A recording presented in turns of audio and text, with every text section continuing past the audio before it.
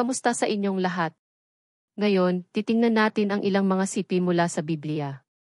Sige, simulan na natin.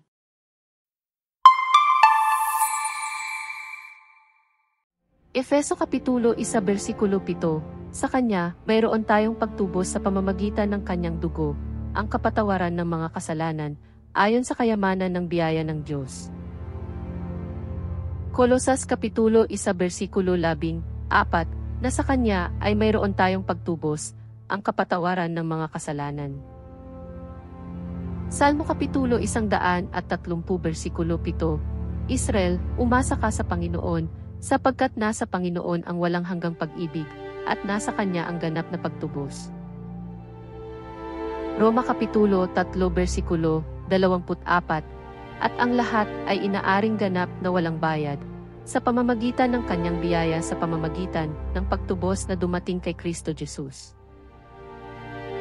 Tito Kapitulo 2 versikulo 14, na siyang nagbigay ng Kanyang sarili para sa atin, upang tubusin tayo mula sa lahat ng kasamaan, at upang dalisayin para sa Kanyang sarili, ang isang bayang pag-aari niya, na sabik na gumawa ng mabuti.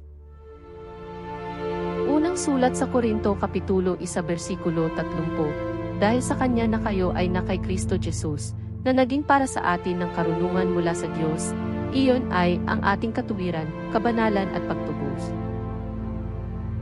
Galacia Kapitulo 3 versikulo 13, tinubos tayo ni Kristo mula sa sumpa ng kautusan, sa pamamagitan ng pagiging isang sumpa para sa atin, sapagkat nasusulat, sumpa ang bawat isa na nakabitin sa isang poste. Salmo Kapitulo 111 versikulo 9, naglaan siya ng pagtubos sa kanyang bayan, itinalaga niya ang kanyang tipan magpakailanman banal, at kakilakilabot ang kanyang pangalan.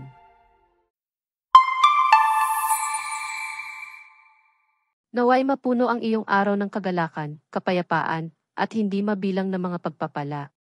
Manatiling positibo at yakapin ang kabutihan sa paligid mo. Salamat sa panunood.